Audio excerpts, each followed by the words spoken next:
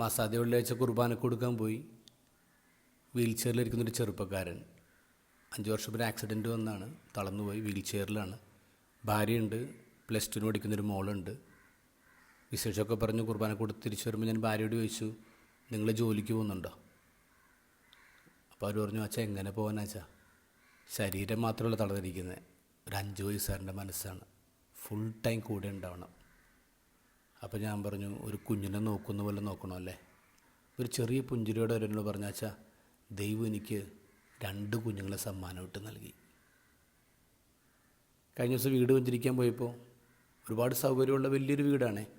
അപ്പോൾ ഞാനിങ്ങനെ വെള്ളം തെളിച്ചുകൊണ്ടിരിക്കുമ്പോൾ അവിടുത്തെ അമ്മ പറഞ്ഞു, അച്ഛാ നന്നായിട്ട് വെള്ളം തെളിക്കണേ, നന്നായിട്ട് പ്രാർത്ഥിക്കണേ, എപ്പോഴും വീട്ടിലെ അസുഖങ്ങളാണ്, മാറി മാറി അസുഖങ്ങൾ വന്നുകൊണ്ടിരിക്കുകയാണ്. പ്രാർത്ഥിച്ചു കഴിഞ്ഞപ്പോൾ ഞാൻ അവരോട് പറഞ്ഞു, അമ്മേ ഈ രോഗങ്ങളും സഹനങ്ങളൊക്കെ അത് ബാധയല്ല, അത് ബ്ലെസ്സിങ് ആണേ.